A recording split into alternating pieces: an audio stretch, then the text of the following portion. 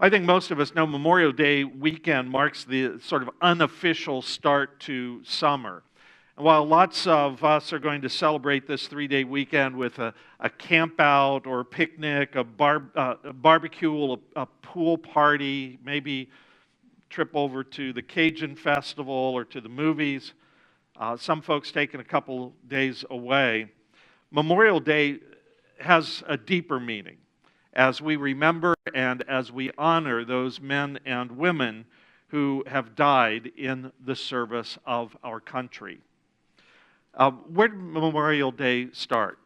Well, Major General John Logan, National Commander of the Grand Army of the Republic, proclaimed May 5th, 1868 as the very first Decoration Day, when the graves of those who lost their lives during the Civil War were to be decorated, quote, with the choicest flowers of springtime.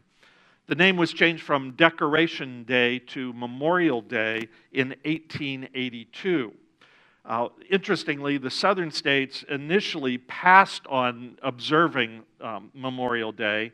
They chose to honor their dead on different days, depending on the states. But then following the First World War, the focus of Memorial Day changed from honoring those who died during the Civil War to honoring those who had died in any war fought by the United States. And that's when really there was kind of national buy-in. It actually became a national holiday observed on the last Monday of every May in 1968. So it's kind of recent. As we honor the memory of those who have given their lives in service of our country, I really can't help but think of Jesus' words that we just heard in John chapter 15, verse 13. Again, just hours away from his arrest and his crucifixion, Jesus tells his disciples, "Greater love has no one than this, to lay down one's life for one's friends." This week, as we conclude our series, Unexpected Miracles and the Power of God to Transform Your Life, we are turning our attention to the greatest love of all, and that is the miracle of sacrificial love. The word sacrifice, it comes from a Latin root that means to make holy. And I think most of us, at some level, experience when someone makes a sacrifice, particularly the sacrifice of one's life, that there is something holy and there is something sacred about that. We sense something sacred is going on in the stories we hear about people who willingly give their lives for others. During the First World War, Chaplain John Buchanan had this buddy, and the two of them, went through an awful lot together.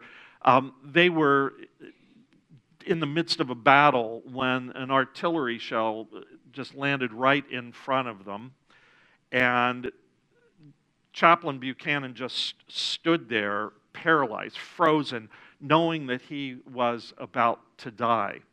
His buddy threw himself on top of the shell, absorbed the blast, and saved his friend's life. Something Chaplain Buchanan would never forget. During the Second World War, Father Maximilian Kolbe was a prisoner of war in Auschwitz, at the Auschwitz death camp. And the Nazis were brutal the way that, as you all know, the way that they treated prisoners. And when one prisoner escaped from Auschwitz, the way they decided to deal with it was by randomly choosing 10 people who they shoved into a cell where they were to die of starvation. Randomly chosen people. Father Kolbe decided that he would volunteer, that he would take the place of one of those randomly chosen prisoners. And he willingly went into that dark place, knowing that he would never come come out alive. He was actually, as a Roman Catholic priest, he was actually granted the status of a saint, and he is considered the patron saint of the painful 20th century. In his book, Through the Valley of the Kwai, Ernest Gordon writes about his time as a prisoner of the Imperial Japanese Army in the jungles of Thailand. Starvation, beatings, disease, dawn to dusk, slave labor, just characterized events at that particular death camp. Gordon describes a horrific evening when a guard flew into a rage because of a missing shovel. And he just shouted. He was blue in the face, demanding a confession from whomever stole the shovel. And when none was forthcoming, he took out his rifle and started, kind of moving it back and forth as he leveled the rifle at this one particular work party. And he just said, "All die, all die, all die." And with that, a man who was standing in the back stepped forward and quietly said, "I did it." And the guard beat him to death with the butt of his rifle, crushing his skull. When the tools were recounted, all the shovels were there. The guard had miscounted. No shovel had been stolen. This guy sacrificed himself for his friends. Back in 1968, some of you might remember the USS Pueblo was captured by the North Koreans, and I think it was something like 88 Americans became prisoners of war in North Korea. 13 of those crew members from the Pueblo, which was captured in January 1968, each day were brought into a room where they were forced to sit upright around a table. Every day, a guard would come in, and he'd always take the closest chair, and this guy who was always sitting in this closest chair would be beaten savagely. And when the guys figured out what was going on, that whoever's sitting in that chair was going to be beaten savagely, they volunteered to take turns sitting in the chair so that no one of them would have to suffer any more than any other. And there are just countless stories. And some of you may know some stories like this, perhaps from personal experience, about people who willingly suffered and in some cases even gave their lives for their friends. And there are stories of civilians, of course, who sacrificed too. People like Professor Liviu Librescu, a 76-year-old Holocaust survivor who taught at Virginia Tech University, who braced himself against a classroom door in Norris Hall, holding off a crazed shooter while his students escaped, dropping down from a second-story window onto the ground in freedom. He lost his life saving his students. 9/11, countless stories of public safety officials who were willing to sacrifice their lives in order to save people who were victims of that attack. And there are so many other stories like these. Every single one of them moving and inspiring. Every single one of them, as we hear them, we realize we're really standing on holy ground when we hear about people willing to do that. Every single one of them a witness to Jesus' words, "Greater love has no one than this," that they would be willing to lay down their life for their friends. The greatest love of all. Sorry, Whitney Houston, love your voice, but it's not learning to love yourself. The greatest love of all is sacrificial love. Now, question, where does that kind of love come from? I mean, what is it that moves, motivates, compels people to be willing to do that? Back in 2006, Chuck Colson did a commentary for his series Breakpoint. It was called Evolution and Altruism, and in that he noted how Darwinists have a really, really difficult time trying to explain this kind of phenomenon. Darwinists find unselfishness and altruism and self-sacrifice, especially sacrifice to the point of death, shall we say, they find it at least awkward. As philosopher David Stove pointed out, altruism, the willingness to sacrifice oneself for others, is obviously disadvantageous in what Darwin called the struggle for life. In a world where the goal is to survive, and in a world where the goal is to pass on your selfish gene, helping somebody else pass on their selfish gene makes absolutely no sense. It runs counter to the idea of the survival of the fittest. And as a matter of fact, that awkwardness has led to the creation of these disciplines called evolutionary psychology and sociobiology, where people try to come up with reasons that it would make sense for someone to sacrifice themselves, how that would make evolutionary sense. And they argue basically that altruism and self-sacrifice are basically forms of selfishness in disguise.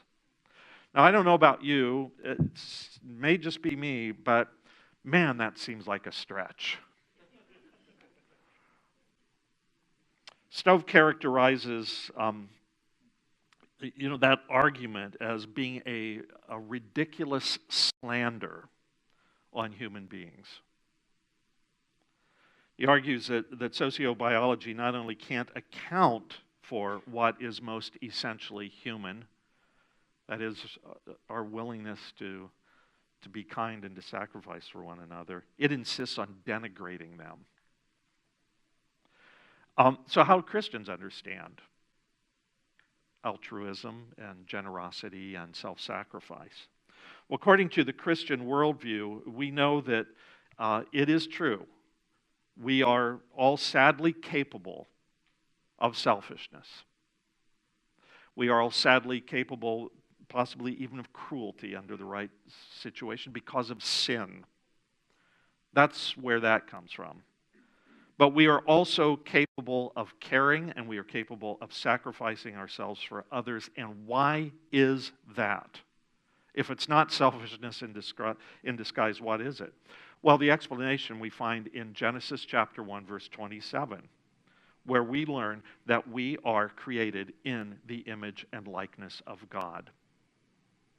And that image and likeness of God, while it may sometimes be obscured by sin, is never totally erased by sin. That's why we sense that there is something sacred about sacrifice, because it grows out of that part of us that reflects the image and likeness of God in us. And that's true for every person everywhere. Every person everywhere is created in the image and likeness of God.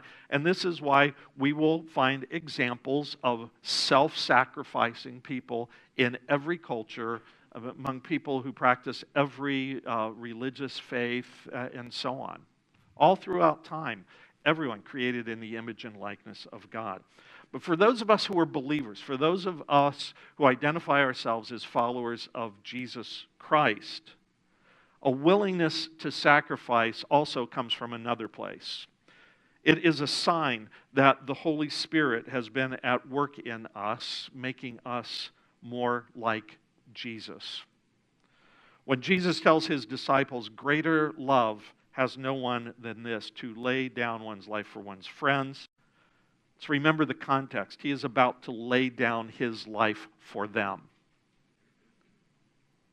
And by the way, most of them, in turn, will eventually lay their lives down for him, for the gospel, and for everyone who would be saved through Jesus. As we think about those who have given their lives for us, and people have given their life for us, whether it be on a battlefield or as witnesses to the gospel and to Jesus Christ, Or in the unique case of Jesus, where he gave his life for us on the cross, dying in our place. So we think of all of those people, and thank God for each one of them. It's easy, it's tempting to imagine that sacrificial love is only shown in these kind of extraordinary and heroic ways. But in fact, we can, and frankly, we usually do, demonstrate this greatest love of all, sacrificial love. Not in heroic ways, but in really simple, day-to-day ways. Fred Craddock puts it like this. He said, "We think giving our all to the Lord is like taking a $1,000 bill and laying it on the table and saying, 'Here's my life, Lord, I'm giving it all to you.' But the reality for most of us is that God looks at that $1,000 bill and sends us to the bank and tells us to cash it in for a bunch of rolls of quarters. And we go through life putting out a quarter here and half a dollar there. And what does that sacrificial love look like? Those of you who are parents know what it looks like. Those of you who have a neighborhood kid who is struggling with something, and you take the time to listen to him rather than saying, 'I'm too busy,' you know what sacrificial love looks like. Sacrificial love looks like going to a committee when you'd rather stay home and watch reruns of Seinfeld or whatever. It means giving a cup of water to a shaky old man in a nursing home. This is the Apostle Paul's point in 1 Corinthians chapter 13, that great passage that we all know, we all love, where Paul writes, love is patient. Love is kind. It does not envy. It does not boast. It is not proud. It does not dishonor others. It is not self-seeking. It is not easily angered. It keeps no record of wrongs. He's not writing here about, somebody giving their life in a heroic, dramatic, extraordinary way, but he is talking about people giving their lives to others. Being patient and kind, not needing to be right all the time, letting something go instead of hanging on to it and allowing it to make us bitter, encouraging, helping, forgiving. Each of those things involves sacrifice. Willingness to die to yourself for the sake of love. See, there's more than one way to lay down your life for another. More often than not, it is not a grand, heroic gesture. We honor that, and we are grateful for that. But we also recognize that for most of us, laying down our lives for others is a process that takes place a little bit at a time. It's a great article. For those of you who follow along on YouVersion, I really want to call your attention to it. It's from Discipleship Journal a number of years ago. It's called Loving Kim. It's written by a guy named Paul Miller, who is describing his relationship with his wife Jill and their special needs daughter Kim. Actually, I think has 3 daughters, but he's writing about Kim here. And that's Kim there in the center. That's Paul, her dad, on the left. Paul's director of an organization called SeeJesus.net. It's kind of an evangelism sort of organization. He's a well-known conference speaker and an author. And one of the things that he realized is that as much as he traveled, he had never taken his special needs daughter, Kim, with him on one of his conferences. And he knew why. It's because it would be a major hassle. She had a really challenging time with change, and she has a tough time with things not going right. And when she does, she makes a really big scene. He decided to take Kim to a conference in Orlando. And they would spend time, while he spoke, they'd hang out together, and then they were going to go to Busch Gardens and have fun there together afterwards. And he decided to do that for a couple of reasons. One is because he wanted to spend time with his daughter. But the other reason is he wanted to give his wife his wife Jill a gift.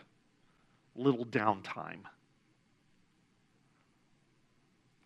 As I said, Kim has a really hard time with challenges and to changes to her routine. Paul had no idea how hard a time she had and how she responded until they took that trip together, having to stand in lines at airports and having to sit on an airplane together and to have her do this kind of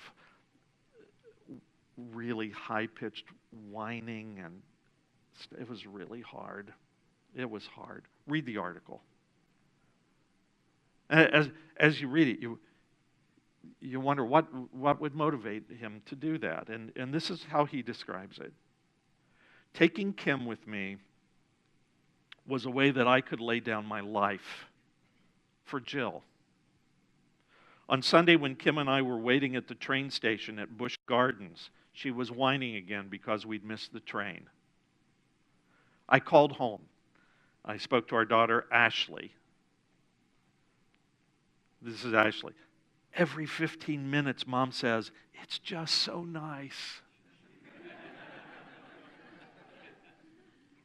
I can't believe how calm it is. Paul writes, that's how love works. Jill gets a restful weekend. I get a stressful weekend. It's a small picture of the love that Jesus showed. When Jesus laid his life down for me, I got his righteousness. He got my sin. See that exchange? That's what sacrificial love is. I want to invite you to take some time this weekend. For a lot of you, it's going to be a 3-day weekend. You have time to do this. I want to invite you to take some time to think about the people who have sacrificed for you. And when you do that, I want to encourage you, don't be in a rush. Take your time with it. Because if you think about it carefully, there are a lot of people whose sacrifices have blessed you. People who gave their life for the sake of our freedom. People who gave their lives for the sake of the gospel. People who sacrificed so that we would have this place to worship. People like your parents and your teachers, whether it's school or Sunday school, wherever. Your coaches. People like doctors and nurses and police officers and firefighters and public safety people and folks who volunteer in organizations that bring blessing to our communities. And the list just goes on and on and on and on. Spend some time this weekend thinking about them and thanking God for them. And then resolve to be that person. Be that person for others. Just think of some of the simple ways that you can show selfless, sacrificial, self-giving love to somebody else. Think about some of the simple things that you can do today to show that kind of love. If you're married to your spouse, how can you lay down your life for them? And by the way, when you do, you don't have to say, hey, look at me, I'm laying down my life for you today. Because that doesn't count. Think about ways that you can lay down your life for your family or the people that you work with, other people you know, customers or folks you do business with. How can you lay down your life for a waitress this weekend? Make a sacrifice for them. Think especially about how can I sacrifice for those who are most in need. Because I'll tell you what happens with people most in need. A lot of times, rather than laying down our lives for them or helping them, we blame them for being in the situation they're in. What a difference it would make if we just started treating everyone with dignity and respect. And most of all, thank God that we have been created in the image and likeness of God. And thank God for Jesus' willingness to die a sacrificial death in our place solely for the sake of love. No other explanation for it. The greatest love of all is Jesus on the cross. That's why we've been doing this entire series. Every single miracle that we have looked at, from the miracle of the resurrection to the miracle of creation, the miracle of the origin of life, the miracles of Jesus and the disciples, every miracle that we have looked at, where do they come from? They come from love. They come from the greatest love of all. It's the greatest miracle of all. It is the miracle behind all of the miracles we've looked at. It is the miracle behind every single miracle that awaits us from this point forward in our lives as we trust ourselves to God through Jesus Christ, who is our hope, who is our salvation, who is our help, and yes, by God's grace, in His Word, He is our friend. Greater love has no one than this, that they're willing to lay down their lives for their friends.